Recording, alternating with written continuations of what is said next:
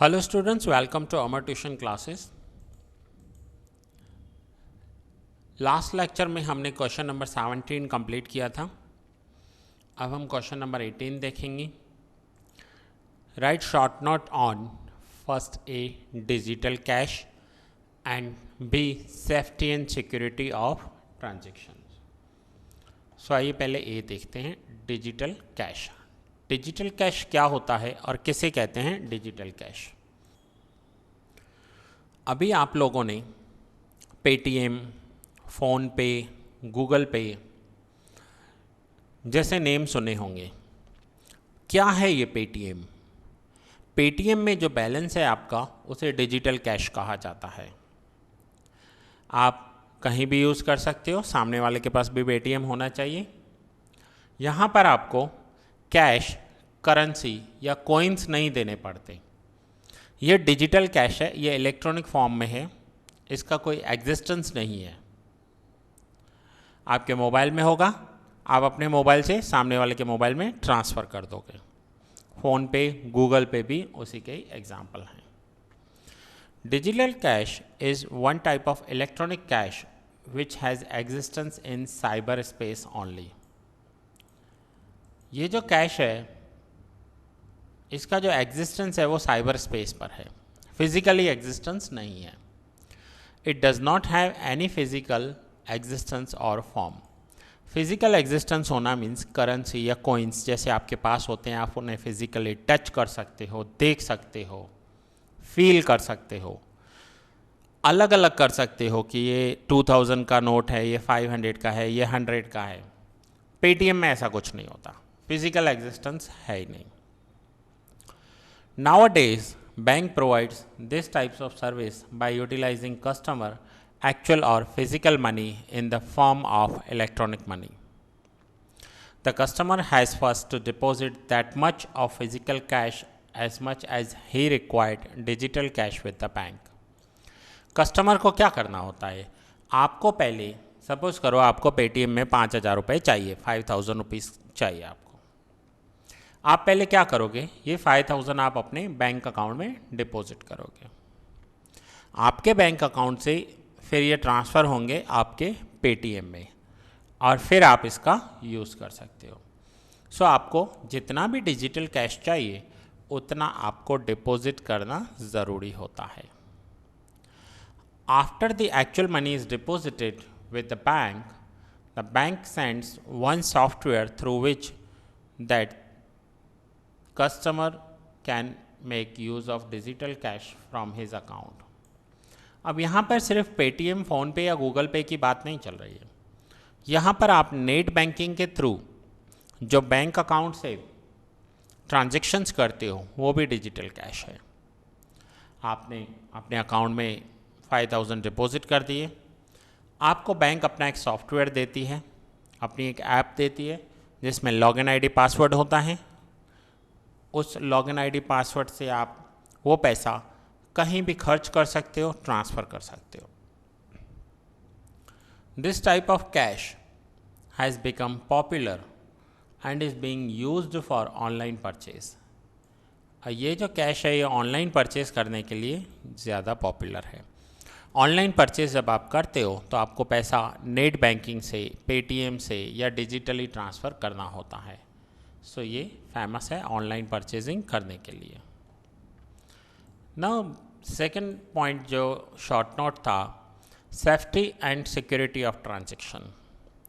जब आप digital transactions करते हो तो आपको कौन सी सेफ्टी मेजर्स का ध्यान रखना है, उसमें रिस्क कौन कौन से हैं, उसे हम यहाँ पर देखेंगे। Compare to traditional business, lot of risk is involved in the business of e-commerce. Traditional business means normal business जो हम करते हैं उसके कंपेयर में जो ई बिजनेस है, उस ई बिजनेस में बहुत सारे रिस्क इन्वॉल्व हैं। In e commerce a person may suffer economic losses, his credit worthiness may be damaged or suffer psychologically. So the matter of security and safety of e-commerce transaction becomes a matter of importance. आपने देखा होगा बहुत सारे लोग बोलते हैं कि मेरा अकाउंट हैक हो गया, किसी ने हैक कर लिया, सारे पैसे निकाल दिए। सो यहाँ पर क्या होता है कि अगर आप अपने अकाउंट के लॉगिन आईडी और पासवर्ड की सेफ्टी नहीं रखोगे, किसी अननोन पर्सन के सामने यूज़ करोगे, किसी अननोन प्लेस पर यूज़ करोगे, तो हो सकता है किसी ने उसे देख लिया और आपके जाने के बाद उसी लॉगिन आईडी पासवर्ड को यूज़ कर कर उसने आपके अकाउंट से सारे पैसे ट्रांसफ़र कर लिए। सो इन सभी बातों का ध्यान रखना होता है जब हम डिजिटल कैश यूज़ करते हैं। First is risk of transaction and it's safety. While using e-commerce, many problems may arise like customer may not have given proper order. Customer may say that he has not placed the order, or the goods may not have reached its proper destination, or the goods are not of proper quality and such other complaints. जब e-commerce business होता है तो कई बार customers की complain आती है। First क्या लिखा हुआ है? कस्टमर्स में not have given proper order. Customer ने प्रॉपर ऑर्डर नहीं दिया है। कई बार कस्टमर्स बोलते हैं कि उन्होंने ऑर्डर ही नहीं किया है, किसी ने मजाक कर लिया होगा उनके नेम से ऑर्डर प्लेस कर दिया होगा। और द गुड्स में not have reached it's proper destination. कई बार ऐसी कंप्लेंट्स भी आती हैं कि जो गुड्स हैं वो प्रॉपर डेस्टिनेशन पर डिलीवर्ड नहीं हुए हैं, या फिर goods are not of proper quality. जो गुड्स हैं वो प्रॉपर क्वालिटी के गुड्स नहीं हैं। तो ऐसे बहुत सारे रिस्क रहते हैं हमें इन ट्रांजैक्शंस में। To avoid this type of risk, proper care at the time of registration of the customer should be taken, like his proper identity, address, contact number should be properly official website only. अब यहाँ पर हमें क्या करना होता है? हमें अपनी पर्सनल इन्फॉर्मेशन जैसे कि अपना आईडी, एड्रेस, कॉन्टैक्ट नंबर, ये जो है हमें ऑफिशियल वेबसाइट पर ही यूज़ करने होते हैं, प्रॉपरली यूज़ करने होते हैं। ऐसा नहीं हो कि वो वेबसाइट ही फेक हो और हमने अपने सारी इन्फॉर्मेशन वहाँ दे दी। सो इन सब बातों का ध्यान रखना होता है। Second is safety against risk of communication. In e commerce there is risk in information. Much important information can be stolen और changed or used for some selfish purpose. कई बार क्या होता है कि कुछ इन्फॉर्मेशन को वहाँ से स्टॉलन कर दिया जाता है, मीन्स चोरी कर लिया जाता है, और वो उसे सेल्फिश पर्पस के लिए यूज़ करते हैं। There is a risk of virus और हैकिंग। जब हम ऐसी वेबसाइट्स पर अपनी इन्फॉर्मेशन शेयर करते हैं तो हो सकता है वहाँ वायरस हो, या हो सकता है किसी हैकर ने हमारी इन्फॉर्मेशन को हैक कर लिया। A virus may create a copy in your computer and can corrupt your data.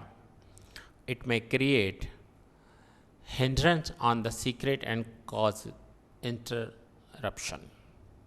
कई बार वायरस क्या होता है, वायरस कहते किसे हैं, वो आपके कंप्यूटर में जाकर आपके डेटा को चेंज कर लेता है, आपके डेटा की कॉपी कर लेता है, आपके डेटा को करप्ट कर देता है, और जो सीक्रेट्स हैं उन्हें ख़राब कर देता है।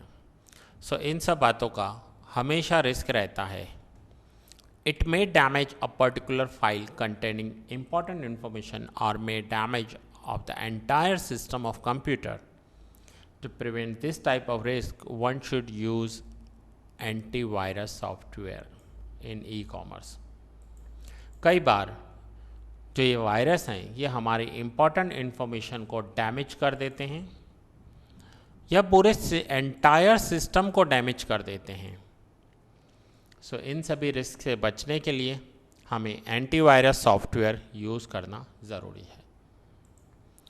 Third is intellectual property and secrecy risk. Internet is an open platform. Once you put any information on it, it becomes public. Internet जो है ये एक ओपन प्लेटफॉर्म है। आप कुछ भी वहाँ पर रखोगे वो पब्लिक हो जाएगा। जैसे आपने फेसबुक पर अपनी कोई इमेज रख दी, कोई भी देख सकता है उसे। आपने फेसबुक पर कुछ शेयर किया, कोई भी देख सकता है। सो ये एक ओपन प्लेटफॉर्म है। यहाँ पर क्या होगा, इस ओपन प्लेटफॉर्म से कोई भी आपकी इंफॉर्मेशन देख सकता है। While giving information in online transactions, that information has to be kept confidential, like email address, phone number, bank account number, password, and much such business information. The chances of misusing this information are great. The user on e-commerce should change the password at regular intervals as a safeguard against data theft. जब भी आप ऐसा कोई information किसी भी public platform पे रखते हो, उसके मिसयूज़ होने के चांसेस बढ़ जाते हैं। सो ऐसी कंडीशन में यूज़र को थोड़े थोड़े टाइम में अपना पासवर्ड जो है वो चेंज करते रहना चाहिए। ठीक है, सो ये हमने देखा short note on safety and security of transactions. Next हम देखते हैं question number 19। Explain the steps of the process of searching information on internet. अगर आपको इंटरनेट पर कुछ भी सर्च करना हो तो आपके स्टेप्स क्या होने चाहिए, आप कैसे सर्च करोगे? आप बोलोगे गूगल पे जाके सर्च करेंगे। यस, करेक्ट है, गूगल पे जाके सर्च करोगे। लेकिन उसके लिए आपको करना क्या क्या होगा, तो ये फ्यू स्टेप्स दिए हुए हैं, 5 स्टेप्स हैं। इन स्टेप्स को फॉलो कर कर आप इंटरनेट पर कुछ भी इजीली सर्च कर सकते हो। Most information can be easily obtain through internet. To find information on internet, the step by step process is as under. अब आपको कौन से स्टेप्स फॉलो करने हैं वो यहाँ पर दिए हुए हैं। First, to select a browser. आपको ब्राउज़र सिलेक्ट करना होगा। After starting the internet connectivity, open any internet browser, for example Chrome. आपको एक ब्राउज़र ओपन करना होगा। गूगल क्रोम ओपन कर सकते हो आप, और कोई ब्राउज़र भी ओपन कर सकते हो। Second, select search engine. Google में जाकर आपको सर्च इंजन सिलेक्ट करना है। After opening the browser, in the search bar, one should write the search engine website, which will open the home page of that search engine. Say example, www.google.co.in. Google home page will be opened. अब तो आपके mobile में direct आपके पास shortcut होता है, आप उसे click करो, आपका गूगल पेज ओपन हो जाता है। यानी ये दोनों स्टेप्स आपके एक साथ हो जाते हैं। Third is enter the required information in the search बार। अब इसके बाद आपको जो भी सर्च करना है वो रिक्वायर्ड इंफॉर्मेशन आप वहाँ पर सर्च करोगे। Enter the required information in the search bar और text bar. For example, for requiring information for the city of Ahmedabad, type Ahmedabad in the search bar. अगर आपको अहमदाबाद के लिए कोई भी इंफॉर्मेशन चाहिए, आप गूगल क्रोम में जाकर अहमदाबाद टाइप कीजिए, आपको बहुत सारी वेबसाइट्स मिल जाएंगी। अब उन बहुत सारी वेबसाइट्स में से आपको कोई एक वेबसाइट चूज़ करनी होगी। सो select website. Bye entering information for the city of Ahmedabad, a list of websites will be opened showing information for the city of Ahmedabad. ऐसी हज़ारों वेबसाइट्स आपको मिल जाएंगी जिसमें अहमदाबाद सिटी का इन्फॉर्मेशन दिया हुआ होगा। उन वेबसाइट्स में से आपको कोई एक वेबसाइट सिलेक्ट करनी होगी और वो वेबसाइट सिलेक्ट करते ही उसका होम पेज ओपन हो जाएगा और फिर आप उस वेबसाइट में जाकर अहमदाबाद की पूरी इन्फॉर्मेशन देख सकते हैं। Step 5. Obtain necessary information. By clicking on the list of websites, the website will open and the required information can be obtained. If one wants to see the photographs of Ahmedabad city, then one should click on the images and different photographs of the city of Ahmedabad can be viewed. अगर आपको अहमदाबाद के images देखने हैं तो Google के search bar में आपको website search करना है तो वेबसाइट लिखना है, और अगर आपको इमेजेस सर्च करनी है तो इमेजेस पर क्लिक करेंगे तो आपको अहमदाबाद सिटी के इमेजेस दिखाई देंगे। In this way, if somebody want any information can be available on different websites in the form of information, text, images और videos। ये अलग अलग डिफरेंट वेबसाइट्स हैं। इन वेबसाइट्स में अहमदाबाद का अलग अलग इन्फॉर्मेशन आपको टेक्स्ट, इमेजेस या वीडियो फॉर्म में मिल जाएगा। सो यहाँ पर है कि question number 19, process of searching information on internet. अगर आपको कोई इन्फॉर्मेशन चाहिए तो क्या प्रोसेस होगा। हाँ, अब तो आप गूगल क्रोम में नहीं जाकर, सपोज़ करो आप यहाँ पर यूट्यूब पर चले गए तो यूट्यूब आप ओपन करोगे तो यूट्यूब में भी सर्च इंजन होगा। वहाँ पर आप सर्च करोगे तो अहमदाबाद रिलेटेड बहुत सारे वीडियोस आपको दिखाई देंगे। उन वीडियोस में से जिस भी वीडियो पे आप क्लिक करोगे वो वीडियो स्टार्ट हो जाएगा। सो ऐसे करके आप इंफॉर्मेशन ऑब्टेन कर सकते हो। सो ये क्वेश्चन हमने देखा, process of searching information on internet. So ये क्वेश्चन नंबर 19 था। सो दैट्स इट स्टूडेंट्स, ये लेक्चर मैं यहाँ ही पूरा कर रहा हूँ। नेक्स्ट लेक्चर में मैं आपको क्वेश्चन नंबर 20 करवाऊँगा। Question number 20 and then 21, 2 question हैं और उसके बाद ये जो आपका चैप्टर है वो पूरा हो जाएगा। ठीक है, सो मिलते हैं नेक्स्ट लेक्चर में, क्वेश्चन नंबर 20 करेंगे।